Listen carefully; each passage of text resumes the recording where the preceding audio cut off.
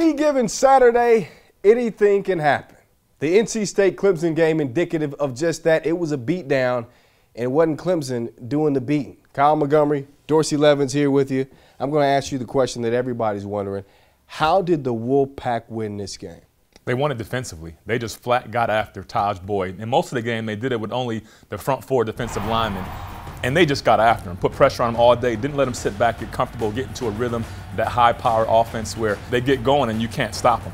They rushed with 4, they dropped 7 defenders, which meant he had nobody to throw the ball to. So it was just an all-around great day for NC State's defense. I get the X's and O's. I get NC State dominating in a couple of key phases in this game. But Dorsey, we're talking about the number 7 ranked team in the country with everything to play for, the national championship game, not totally out of reach for this team. It'd be a long shot, but not totally out of reach.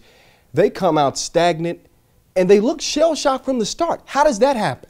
They weren't prepared to play, you know, and I don't want to put it all on head coach Dabo Swinney because I know he's been preaching all week, got to get these guys ready to play. No game is bigger than the next. We can't have a letdown.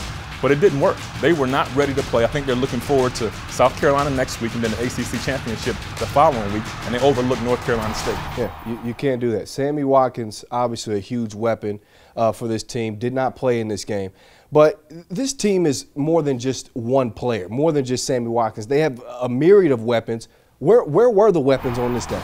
Well, we thought before this game that they had more weapons than Sammy Watkins, but after watching this game, nobody else showed up. So do we put it on the absence of Sammy Watkins? Because last week when he went out of the game, they threw the ball around, spread it around, got everybody involved. This week we didn't see the same thing.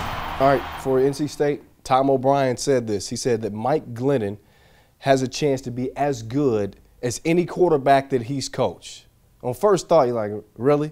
Right. But after this game, it's much more believable. He looked like it. He really did. I mean, he was poised and comfortable. He didn't get a lot of pressure today. I think that was the biggest thing. He sat back there and he got to choose who he was going to throw the ball to without anybody putting pressure in his face.